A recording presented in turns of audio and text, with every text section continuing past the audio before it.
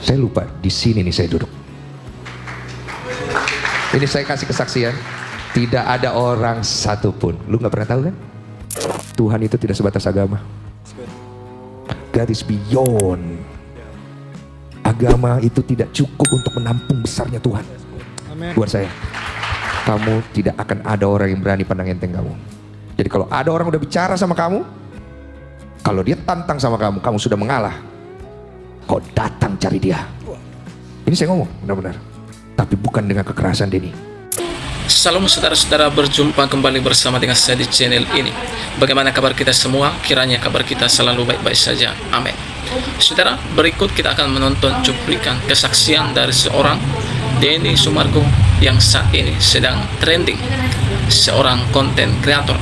Bagaimana beliau bersaksi, bagaimana perjumpaan beliau dengan Tuhan Yesus, dan bagaimana Tuhan Yesus menolong dan mengangkat beliau. Sangat dahsyat dan luar biasa. Seperti apa kesaksiannya? Kita simak cuplikan berikut ini. Ini kan kelahiran 11 Oktober 1981. Oh, luar biasa. Baru 17 tahun ya. Orang Makassar, dan kita tuh mau tahu kakak setelah SMA waktu itu di Makassar ya kak? Aku SMP, SMA di Makassar. SMP, SMA di Makassar. Terus aku itu bela Makassar di kejuaraan antar daerah dari Prapon sampai PON. Itu sampai tahun 2000. Jadi dari tahun 90 sampai tahun 2000 itu aku di Makassar. Cuma mungkin banyak orang tuh bingung karena bapakku tuh orang Padang.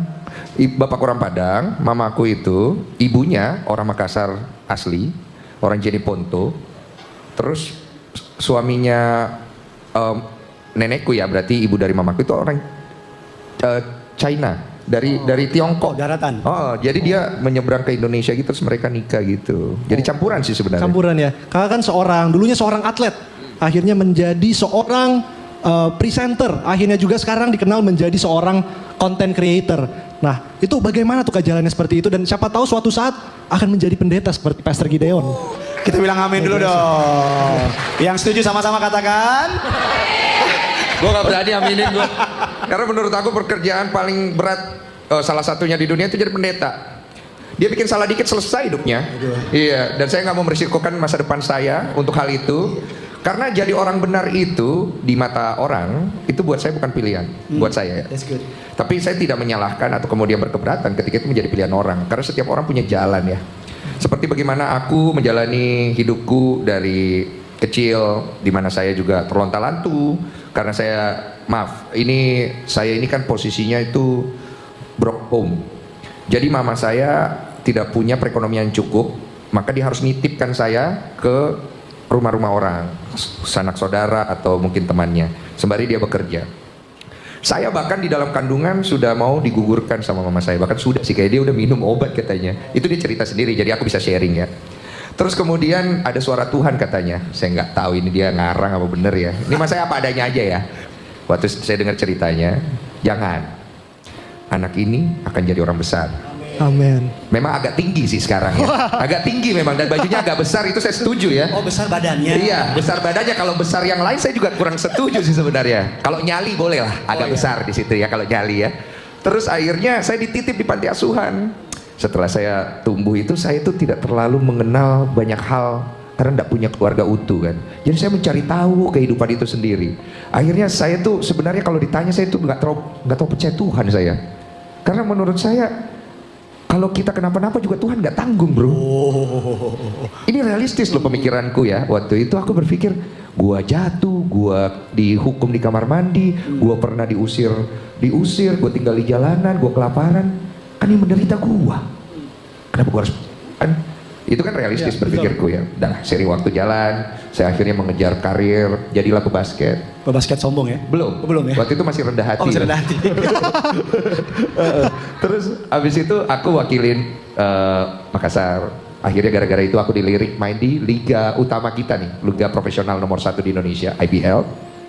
Berkaryalah, jadi orang hebat. Pertama kali dalam hidup saya diajak foto orang. Katanya, ih ganteng banget sih. Asik. Kayak pendeta Gideon biasa ya. Asik. Amin ya Allah. Amin ya. Terus abis itu aku di ujung karir, setelah semua sudah lewatin, bingung. Saya ini mau jadi apa abis ini ya? Basket tidak bisa selamanya. Saya memutuskan mengambil langkah nekat. Biasanya orang tuh cara berpikirnya pasti udah punya persiapan. Saya bilang persiapan itu boleh, tapi tidak siap pun boleh. Saya berpikirnya begini, kalau saya tidak memutuskan cepat, saya tidak akan pernah mengambil keputusan itu untuk pergi dari basket. Karena kalau udah ada di dalam basket itu, kita itu takut kehilangan gaji yang sudah bagus, Zona nyaman ya. validasi akan keterkenalan, dianggap hebat, dikagumi oleh banyak orang. Saya nggak mau hidup di situ. Saya putuskan I have to go. Saya tinggalkan gaji saya yang lumayan besar tahun 2011, itu sekitar 25-35 juta per bulan. Untuk saya itu udah gede banget. Dengan modal tabungan tinggal 150 juta. Saya pergi, saya bangun usaha peternakan ayam. This is my future. Asik. This is the future. Saya ditipu, hilang 500 juta. Ya, saya gade jam tangan saya ke pacar saya, mantan dulu ya. Oke. Saya bilang mohon maaf, ini terima kasih banyak sudah bantu ya. Ini jam tangan saya, kok pegang aja. Kayaknya saya nggak sanggup bayar. Sudah, berangkatlah saya ke Jakarta mencari peruntungan. Ditawarin main film. Wah, ini the future. Mainlah film. Begitu filmnya meledak, I told you this is the future. Ada seorang wanita datang ke Polda Metro Jaya. Memang. Saya hamil. Anak Densu. Hai. Saya nonton di rumah. Future hilang. Future hilang. Gimana cara saya ngomongnya ya? Akhirnya saya berdoa. Waduh, kembali jualan ayam ya belum ya? Baru cari Tuhan. Oh, cari Tuhan. Iya. Tuhan, selamatkan saya. Kalau Tuhan selamatkan saya bertobat. Saya akan ngomong apa adanya di depan orang. Itu udah setelah 1 bulan saya nggak berani nongol karena saya nggak mau nanti tambah besar. Wah, itu gede banget bro, parah. Akhirnya saya preskon. Saya berpikirnya kalau saya ngomong dari hati itu pasti orang akan terima ya. Saya ngomong lah, saya tidak bersalah, saya begini, pakai air mata itu demi Tuhan ya. Ini saya ngomong ya, itu air mata gua, itu air mata kepedihan gua yang benar-benar jatuh. Lu tahu orang lempar tai ke muka gua, maaf ya kasarnya begitu. Tidak ada satupun yang percaya. Gua makin dihujat sampai kena ke mamaku, sampai kena ke orang sekitarku, otomatis kan. Sampai nomor teleponku ditaruh di sebuah tabloid, sampai semua data-data pribadiku disebar. Saya stres langsung. Saya langsung bilang, Tuhan ini nggak ada bro. You pray, but this is the answer. So at that moment, saya lepas Tuhan. Saya udah nggak mau mengandalkan itu lagi.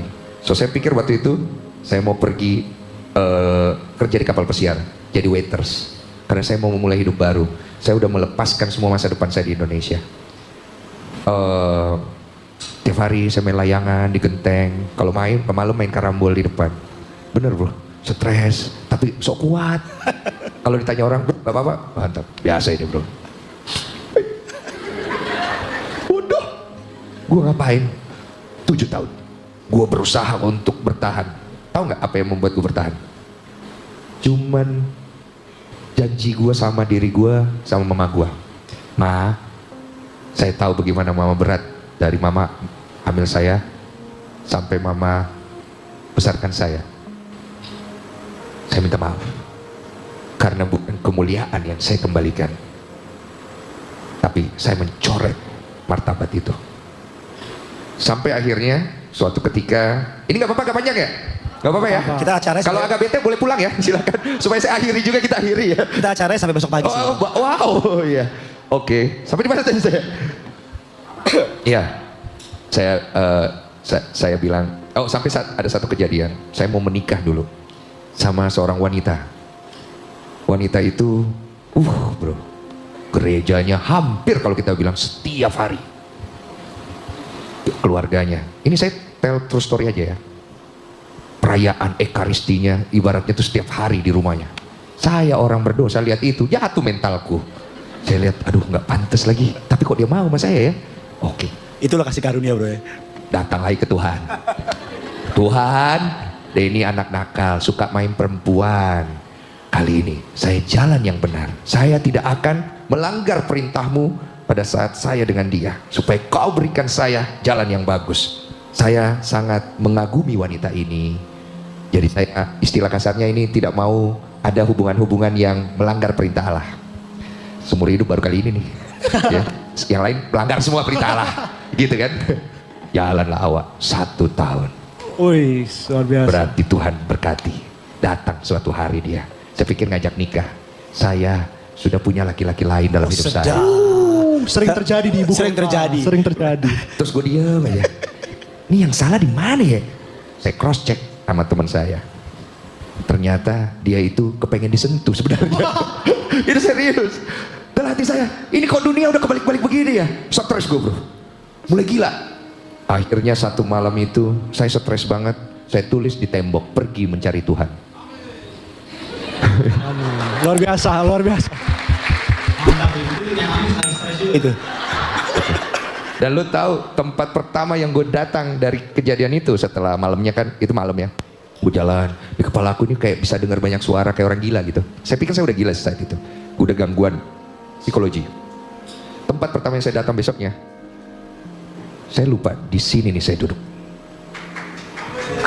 Ini saya kasih kesaksian, tidak ada orang satupun. Lu nggak pernah tahu kan? Saya duduk di sini. Di sini gue duduk. Persis. Oh mantap tuh. Nggak ada satu orang pun tahu kan? Ada yang tahu nggak di sini? Kru-krunya ada yang tahu nggak? Nggak ada kan? Lu cek CCTV, nanti gue kasih tahu tanggalnya. Saya duduk di sini sendiri bro. Tapi pas hari Minggu kan? Tidak tahu pokok hari apa itu, cuma tidak ada misa. Ada ibadah? Nggak ada? Tidak ada ibadah bro. Kosong. Kosong. Dan gue bingung kenapa gue boleh masuk. Pantas gak ada yang tahu. Iya. Tadi mau ngambil TV, cuma kegedean ya. Iya. Saya duduk di sini. Saya berdoa. Oh that's good. Tuhan, bla bla bla bla bla bla. Air mata udah jatuh. Udah nggak usah gue ulangin ya. Nanti air mata gue jatuh lagi ya. Iya. Makeup rusak soalnya. Ih cucok Cin. Berdoalah. Oh di situ jatuh air mata. Setelah berdoa, tahu kan kita berharap kita merasakan Tuhan ya, atau apa? Enggak ada Tuhan. Tak ada. Saya kecewa. Tempat yang saya anggap sebagai rumah Tuhan, tak ada Tuhan. Saya bingung. Saya pergilah. Maaf, saya menyeberang ke masjid. Karena kenapa saya ke masjid? Karena saya dulu waktu kecil saya belajar Islam. Dan bapak saya pun masih keturunan dari agama Islam. Dari nenek saya, dari ibu dari mama saya itu juga masih dari keturunan banyak Islam. Maka saya sangat mencintai agama itu karena itu berasal dari leluhur saya juga gitu. Saya datang ke sana, ya saya melakukan ritual. Kemudian saya berdoa. Kok nggak ada Tuhan juga ya? Saya nggak menyalahkan tempatnya, tapi saya menyalahkan diri saya akhirnya. Kok saya nggak menemukan Tuhan? Kok kosong? Jadi akhirnya stres. Saya pergi ke vihara. Ambil siapa nih? Naik kan? Saya nggak ngerti bacanya apa. Saya berdoa, saya diam, saya duduk, saya begini, saya mikir, saya liatin itu patung ya kan. Kali-kali dia ngomong nih. Ngerti kan kalau dari kondisi begitu kan? Kita tuh udah aneh gitu loh. Galau ya. Iya, udah depresinya kayaknya udah jauh ya. Kayak saya perlu psikolog deh kayaknya, psikiater kayaknya dibandingkan saya perlu apalagi namanya pergi mencari Tuhan kayaknya. Saya liatin. Kok nggak ada Tuhan juga ya? Pergilah aku akhirnya capek kan. Pergilah saya ke rumah temen. Kalau misalnya kondisi kayak gitu, ketemu temen yang deket kan, siapa tahu ada solusi. Ngobrol nih, bro, kosong gua. Ngerti, tahu kan? Ya, Dia ya. ngomong, itu kita kosong gitu ngelihat gak tahu apa. Wah saya bilang saya kacau. Akhirnya suatu malam, ini 7 hari udah berlalu nih. Dalam pencarian itu gak nemu apa-apa. Bayangkan saya tidur di pinggir jalan. Saking stresnya, itu sampai saya udah gak peduli. Terus akhirnya tiba-tiba dalam kesendirian saya, tiba-tiba terbesit. Saya dulu pernah pengen ngajak dia ke gunung. Ya, jadi timbullah bayangan-bayangan positif ya. Udah, gue ke gunung aja kali ya. Berangkatlah saya ke Kerinci. Ya saya pernah cerita di YouTube. Sampai di Kerinci, saya duduk memandang gunung Kerinci di tengah malam, cuma terlihat siluetnya itu. Tiba-tiba ada bisikan. Ini saya skip aja ceritanya. Naik gunung itu. Saya bilang, ngapain saya naik gunung itu? Naik, kau akan menemukan yang kau cari. Nah, nanti gue, apaan? Kebun teh. Karena dia di bawahnya kebun teh semua. Enggak. Masuk dalam kamar, tidur baring, banyak kutu. Karena penginapan sederhana banget. Bunda Gelana lagi keluar, lihat lagi. Itu aku ngeliatnya tuh kayak gini nih. Naik buat apa? Tapi duduk di sini juga nggak jadi apa-apa. Ambil minuman.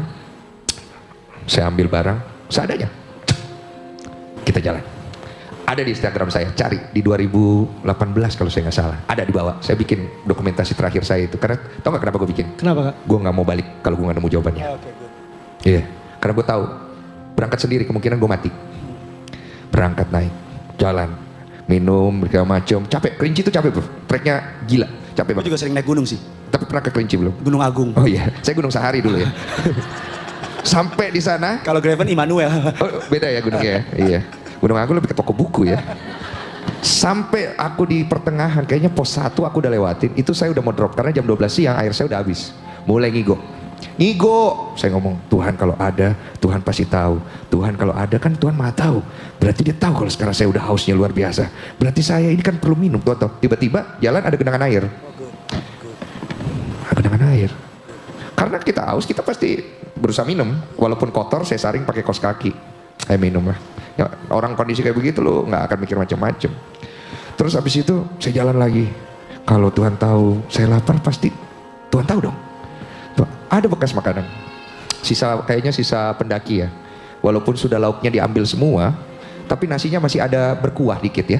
Saya makan itu. Bayangkan saya bisa makan itu. Artinya kita semua nih kalau udah di kondisi begitu bisa. Gitu. Saya makan, saya jalan lagi. Ini mah pengulangan doang. Terus kenapa kalau Tuhan tahu? Terus kenapa kalau Tuhan ada? Terus kenapa? Saya bilang. Tiba-tiba mataku itu mulai agak gelap kayak orang mau pingsan. Karena mungkin terlalu capek ya. Akhirnya saya berbahan di tanah. Terus pipi tuh di tanah gitu. Terus saya nangis. Tiba-tiba saya ngomong, berbisik pada bumi. Tiba-tiba loh, ini kalimat itu keluar sendiri. Tapi didengarkan oleh langit. Hilang. Saya hilang di situ. Saya ada saat masuk ke satu dimensi, mungkin saya nggak bisa cerita panjang ya, karena panjang banget tuh perjalanan ya. Saya masuk ke satu dimensi. Setelah itu saya dibangunkan sama pendaki. Ada fotonya di Google kalau cari. Saya dibangunkan, Bang Densu, gini. Saya kaget kan. Kenapa baju saya robek ya? Perasaan tadi baik-baik aja. Bang, iya foto dulu. Oke. Muka saya jelek banget bro. Nanti kalau bisa munculin mukaku tuh, nanti lihat deh, lihat sendiri Google. Mukaku tuh kayak orang bodoh gitu loh, kayak gitu. Terus habis itu aku baru kan, ini kayaknya gue harus menjauh deh dari mereka. Tadi kenapa ya? Karena di dalam dimensi itu saya menganggap itu mimpi. Saya itu bertemu dengan diri saya sendiri. Kemudian saya bertemu merasakan energi yang besar sampai akhirnya saya masuk ke hadiratnya Tuhan. Terakhirnya saya masuk ke sana. Soalnya saya ingat banget sebelum saya masuk ke pintu itu saya ditanya yang dimensi ini kan. Harta ambil. Nama besar ambil, udah nggak ada juga saya bilang. Ini ambil. Ibu, saya diem tuh. Saya cuma ngomong, saya tahu saya tidak kembali. Saya titip mama saya baik-baik. Saya sudah gagal. Tuhan lihat hati saya. Dulu dia cuma tergores, saya bisa sembuhkan sendiri. Berkeping-keping hancur. Bagaimana cara saya memulihkannya? Maka saya memutuskan untuk pergi. Dan saya menganggap saya adalah pria yang gagal. Akhirnya silakan, ibaratnya masuk gitu. Begitu masuk tiba-tiba badan gue tuh kayak zep gini. Terus tangan gue tuh kayak gini. Terus gue ngomong dengan gentar dan takut, aku masuk ke hadiratmu.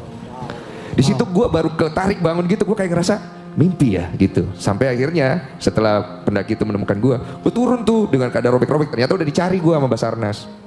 Ketemulah di bawah. Terus tiba-tiba ada suara di langit, lihat ke atas, gue lihat ke atas. Ini gue merasakan asli dan gue nggak bisa bilang ini mimpi. Karena dalam kondisi sadar, tiba-tiba berjalanlah lurus pada kebenaranku, maka engkau akan melihat semuanya. Dadaku ini begini. Di sini energi besar, ini bisa rasa dong, nggak mungkin nggak akan badan ya. Muter, dingin, joy, happiness, air mata jatuh, kesesakan, angkat semuanya. Pertama kali gue mengalami hal itu. Dan bro, nggak tahu orang-orang yang pernah ngerasain itu candu tau nggak? Enak banget rasanya. Itu semua tuh ringan bro. Jadi ibaratnya nih ya, kalau kalian ngerasain itu pengen lagi. Cuma sampai sekarang belum lagi kayaknya. Ya kan, jangan sudah ya, saya takut ya. Maaf. Karena proses untuk kesana itu beratnya minta ampun. Setelah itu saya pulang, itulah saya mulai banyak dapat tuntunan dari dalam. Saya mulai membuka Alkitab, saya membuka Al-Quran. Ini saya ngomong apa adanya. Saya mencari Tuhan lewat pengetahuan tentang Tuhan lewat agama-agama yang ada di Indonesia. Sampai akhirnya saya bertemu dengan satu nama yang terakhir itu adalah Jesus. Saya bertemu Jesus itu tidak ada bimbingan dari satupun pendeta. Saya bertemu Jesus dan saya pertanyakan dia. Saya bilang dalam doa saya, Jesus, if you are the way, the truth, the life. Show me. Dan pelan-pelan saya kayak dikasih bimbingan. Akhirnya saya pikir-pikir, apa saya masuk Kristen ya? Tadinya sih janganlah, nanti kalau ke Kristen gereja mulu setiap minggu, kalau gue gak gereja ntar gue dihujat lagi, gue bilang. Sudahlah, masuk gak ya? Lama bro, 4 tahun saya menolak. Sampai satu hari saya ngerasa, oke, kalau Tuhan bilang saya harus masuk Kristen, berfirmanlah, istilahnya berkatalah kepada aku. Tiba-tiba ada suara, aku akan mengirimkan orang untuk membaptismu yang lebih daripada kamu. Ini true story, lebih daripada kamu. Dan saya bisa buktikan omongan ini karena memang ada faktanya. Lebih daripada kamu. Dalam hati saya pikir, lebih daripada saya apaan ya? Tiba-tiba teman lama saya nelpon, namanya Rex Winarno. Den, apa kabar? Baik Ji, iyo. Kau katanya di Jakarta ya? Saya di Jakarta ini. Iya, saya dengar-dengar kau dulu bandar narkoba ya? Iya. Sekarang saya sudah bertobat dan saya sudah jadi pendeta katanya. Oh puji Tuhan, saya bilang, kau tahu dulu ya saya punya kelakuan. Saya itu begini, begini. Saya sampai dengar aja, buset dosanya banyak amat ya orang. Iya kan? Ketemulah kita di Plaza Senayan City. Ngobrol. Angin apa? Ketemu. Tiba-tiba merinding gua. Kayak ada energi gede. Terus dia ngerasa juga. Soalnya aku ngerasa, tiba-tiba dia ngomong, lu ngerasa itu gak Den? Iya lagi. Ini merinding lagi deh. Jadi gini Den, gua dapat kayak semacam panggilan, gue disuruh cari lu untuk baptis lu. Wow. Terus aku diam kan, nanti tanya aja pendeta Rex Winarno. Terus aku liatin dia, kok tunggu, berarti dia lebih besar apanya ya? Orangnya segini tingginya, sampai coba aku berdiri dulu Rex, masih kecil ya, apanya yang besar? Tiba-tiba setelah itu saya pulang, saya diem, iya apa enggak, baru dosanya lebih besar dari saya. Saya itu sombong sama dosa saya, dia harus lebih sombong lagi. Tuhan Allah, ampun, itu semua punya dosa. 10 perintah Allah dia sudah langgar itu. Mungkin 11. Ya, tidak ada. Oh itu, saya juga tidak mengerti kalau dia masuk neraka kayak bagian mana itu. Waduh, betul-betul itu orang. Itu. Jadi dari situ gue dibaptis sama dia. Tiba-tiba gue mulai ngerasa bahwa saya ngerti kenapa Yesus datang kepada orang yang berdosa. That's good. That's good. Dan kenapa saya dibaptis sama orang yang lebih berdosa gitu loh. Dan dari situlah saya mulai memperbaiki hidup. Sampai saya mau menikah sama anak orang kaya. Di situ saya mulai dapat bimbingan. Sampai saya bertemu istri saya tercinta Olivia. Sampai akhirnya saya menjadi content creator. Sampai akhirnya saya walaupun struggle punya anak. 3 kali keguguran istri saya. Akhirnya saya dikasih anak yang cantik. Lebih smooth, lebih ringan. Saya tadi baru ngobrol sama mamamu kan. Saya bilang semenjak saya mulai mau dengar Tuhan, saya mulai mau ya minimal put my faith di situ. Saya mulai ngerasa saya itu jalan beban saya nggak saya pikul sendiri. Saya merasa ada tangan yang membantu saya memikul. Kalian kan tahu ya, ini tes kesaksian kecil saya. Saya ini kan lagi rame ya di sosial media. Saya itu bertanya sama diri saya. Tadi aku cerita, kok gua nggak ngerasa takut ya? Apa gue sombong ya? Mungkin gue terlalu percaya diri kali ya. Gue tuh dilaporin orang kan. Kok gue gak takut ya? Terus aku berdoa dalam hati, Tuhan, apa yang terjadi ya? Apa saya pura-pura kuat? Apa saya terlalu sombong? Apa kenapa ya? Terus saya tuh cuman kayak Tuhan tuh tersenyum kepada saya gitu. Terus seperti bertanya, kamu maunya gimana? Saya terserah Bapak. Amin. Masuk. Tidak. Saya bilang. Cuman saya dalam hati saya Bapak saya bilang, entah kenapa saya tidak membenci orang itu. Kan cerita, saya bingung kenapa saya gak benci dia ya. Malah menurut saya lucu gitu loh. Menggemaskan gitu loh. Orangnya tuh, ya saya bingung, lu ngerti gak sih? Lu mau dijahatin orang, tapi lu gak benci. Bingung kan? Saya bingung, saya dalam hati saya kenapa ya? Jadi di sini saya mulai mengerti banyak hal, bahwa ternyata ketika saya jalan ikut Tuhan, beban saya itu ada yang bantu pegang. Amin. Tanpa saya mengada-ngadakan itu akan terjadi secara sendiri. Tapi memang prosesnya tidak singkat, panjang sekali prosesnya. Tapi barang siapa bertekun, ada firmannya kan? Saya kurang paham, pendeta yang lebih tahu. Yaitu ada sesuatu yang baik di dalam hal itu. Makanya saya mau datang ke sini hari ini. Mungkin kalau saya bilang entah kenapa ini jadi waktu yang tepat aja untuk saya bercerita, karena biasanya saya dengar cerita orang. Saya itu nggak pernah mau ngomong tentang masalah begini atau kesaksian depan orang, karena menurut saya nggak pantas. Dan saya takut ketika saya bicara seperti ini. Saya pernah dulu sering jadi kesaksian, habis itu saya dikasih amplop. Ini saya ngomong, Nggak amin itu. Ya, nggak itu. Amin aja. Saya berpikir saat itu. Ya. Saya berpikir. Jadi kalau saya tiap kesaksian, saya dapat amplop ini. Jadi sebenarnya saya kesaksian buat apa ya? Buat amplop atau buat hati saya? Akhirnya saya berhenti, saya nambah kesaksian lagi. Karena saya tidak mau menjalani itu untuk mencari uang. Jadi saya berpikir dalam hati saya, apakah salah ketika orang melakukan itu? Saya bertanya sama Tuhan. Tidak, kata Tuhan. Karena aku punya rancangan di dalam itu semua. Kau bukanlah hakim untuk menentukan apa yang terbaik untuk orang. Jadi hendaklah apa yang menjadi kebenaran untukmu, jangan kau samakan untuk kebenaran untuk orang lain. Jadi jangan engkau merasa dirimu benar, kau tunjuk orang salah. Sungguhnya kau sudah salah. Di situ aku banyak belajar jadinya. Jadi akhirnya aku berpikir bahwa semua yang aku dapat hari ini, semoga aku bisa kasih ke kalian, kalian pulang, kalian bisa cerna dengan pengalaman hidup kalian masing-masing. Tapi intinya adalah, saya bicara ini bukan karena saya lebih baik dari kalian. Oke? Bukan saya lebih baik, saya hanya lebih beruntung dari kalian. Dan itu tidak membuat saya benar. Oke? Dan saat kalian mengerti kata-kata ini, mungkin silakan, mungkin kalau pengen disampaikan dalam bahasa yang lebih masuk Kristennya ya. Maknanya luas. Saya selalu bilang sama diri saya, maaf ya, Tuhan itu tidak sebatas agama. God is beyond. Agama itu tidak cukup untuk menampung besarnya Tuhan. Amen. Buat saya.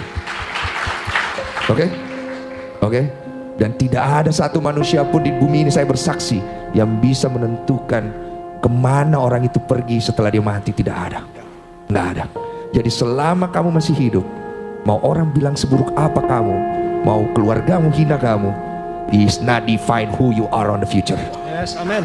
Oke? Preach it, Pastor. Is not define you at all. Tidak menyatakan dirimu di masa depan. Mungkin saat itu kamu begitu, but not on the future. Saya saksinya. Saya bicara bagaimana Tuhan memberikan saya kesempatan kedua. Dan setiap orang yang mendengarkan apa yang saya sampaikan hari ini, saya membawa kabar itu. Kalian semua deserve kesempatan kedua. Dan ingat baik-baik, pakai baik-baik, karena kesempatan itu tidak datang dua kali. Luar biasa, kesaksian yang sangat memberkati kita semua. Luar biasa, karena berkali-kali jatuh, berkali-kali merasa dirinya gagal. Dan sama seperti tema acara hari ini, battlesnya, peperangannya begitu banyak. Tetapi bersama Yesus kita cakap menanggung segala perkara. Kita berikan tepuk tangan yang dahsyat bagi Tuhan. Dan sekarang kita mau buka question and answer. Kita ambil ya 1-2 pertanyaan lah, boleh? Iya, oke. Ini kita minta 2 pertanyaan aja. Yang pertama, ayat favorit Kak Densu. Ayat favorit ya? Sebenarnya saya jadi tato di sini. Coba kata Tuhan, tubuhmu adalah bait Allah ya. Maafkan aku Tuhan, bait ini sudah aku rusak sedikit ya. Iya. Jadi di sini ada, saya bikin Psalm berapa ya? 1:3 kalau nggak salah. Even though I walk through the valley of the shadow of death, I will fear I will fear no evil, for you are with me, my Lord. Kenapa saya taruh ayat itu dan kenapa selalu terharu? Ayat itu yang nolong saya sampai di sini. Saya sudah hampir mati, mungkin more than 5 times. Waktu saya kecelakaan, waktu saya saya pernah ketarik di tengah laut bro, digulung. Saya jatuh di jurang, belum lagi perkara-perkara lain yang menyerang psikologi saya. Seru banget hidupnya bro. Wah bro, life is amazing. Makanya saya bingung kenapa kalian tidak coba meresikokan itu semua. Amazing. Kalau saya sudah udah ngerasain dikit. Iya udah ya, deg-degan ya. Bro, hilang laki-lakian kita itu. Jadi ayat itu selalu jaga saya punya kaki, dimana when you believe it, He will answer it. Gitu. Yes, luar biasa. Dan pertanyaan yang kedua Kak, dan pertanyaan yang terakhir. Tadi kakak sempat cerita sedikit, bagaimana hubungan Kak Densu dengan ibu? Bagaimana petuah beliau menjadi dasar hidup Kak Densu sekarang? Kalau hubungan aku sama ibu tuh sebenarnya nggak terlalu deket kayak orang pada umumnya yang happy family, karena kan dari kecil udah kepisah ya. Jadi yang ngobrol tuh jadi agak kurang sering. Cuman belakang waktu saya udah mulai yang sering ke mama, karena saya ngerasa mama butuh waktu dan perhatian saya karena she's getting old ya. Jadi kita yang anak yang datang gitu loh. Terus saya melihat mama saya itu yang kalau saya lihat dia selalu di kepala saya itu selalu inget prinsip yang dia selalu bawa. Dia tuh orang yang sangat mengutamakan kehormatan above everything. Dia bilang, Dan, uang bisa dicari, rezeki Tuhan sudah atur. Lu mau cari bagaimana pun caranya, kalau porsimu segitu, porsimu segitu. Tapi namanya kehormatan harus diusahakan. Itu pilihan. Taruh dia di sini, jadikan mahkotamu, supaya kemanapun kau pergi, walaupun kau tidak punya apa-apa, tapi kamu punya integritas, kamu punya loyalitas, kamu punya kejujuran, kamu punya keberanian untuk berkata tidak. Kalau kamu sudah punya itu semua, Den, percaya, kamu tidak akan ada orang yang berani pandang enteng kamu. Jadi kalau ada orang udah bicara sama kamu, kalau dia tantang sama kamu, kamu sudah mengalah, kau datang cari dia. Ini saya ngomong benar-benar, tapi bukan dengan kekerasan, Denny. Tunjukkan dari mana kau datang. Karena kalau kamu memang orang benar, kau datang tidak pakai kekerasan, tumbang orangnya. Saya percaya itu, dan sampai hari ini masih saya pegang. Saya nggak nyangka loh, kuasa yang ada itu di dalam perkataan, di dalam firman Allah itu benar adanya. Saya membuktikan dalam hidup saya. Saya datang melaksanakan itu.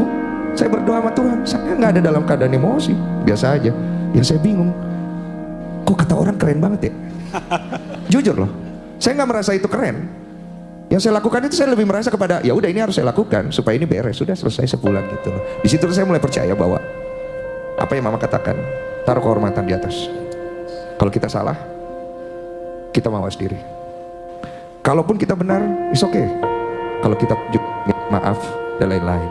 Tapi ingat, jangan sampai kita diinjak-injak sama orang. Jangan sampai orang itu bisa ikat kamu. Ini saya kasih tahu ya, jangan sampai orang bisa ikat kamu dengan kebaikan. Karena bukan kewajiban orang untuk berbuat baik ke kamu. Dan bukan sebuah keharusan orang harus baik ke kamu.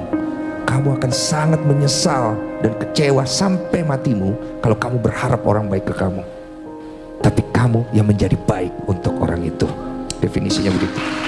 Luar biasa, seorang ibu yang begitu kuat melahirkan anak yang begitu tangguh. Terpujilah nama Yesus, amin. Kak Densu, kita mau terima kasih banyak. Boleh kita berikan tepuk tangan yang dahsyat. Itulah dia saudara video cuplikan yang baru saja kita tonton tadi videonya. Dan saya yakin kesaksian dari seorang Denny Sumargo ini pasti memberkati kita dan membuat kita semakin rindu dan semakin cinta kepada Tuhan Yesus Kristus. Dialah Tuhan yang mampu menyelamatkan kita. Dia bukan hanya Tuhan sebatas agama yang dipikirkan oleh orang, tetapi dia adalah Tuhan. Dia adalah pribadi. Dia adalah Allah yang hidup, yang mampu menolong kita. Dia bukanlah Tuhan sehingga harus kita bela, tapi dia adalah Tuhan yang membela kita. Seperti seorang Denny Sumargo dalam keterpurukannya, yang tidak punya pengharapan, tapi diberikan Tuhan Yesus pengharapan. Tuhan Yesus menyelamatkannya, bahkan Tuhan Yesus mengangkat orang ini, membawa orang ini kepada keberhasilan dan keberuntungan, hingga hari ini menjadi orang terkenal, menjadi konten kreator yang bisa dikatakan sedang trending se-Asia. Luar biasa. Kiranya video kesaksian yang saya bagikan ini boleh memberkati kita dan juga boleh menambah wawasan kita, sehingga kita rindu, haus mencari Tuhan. Tuhan memberkati kita. Shalom.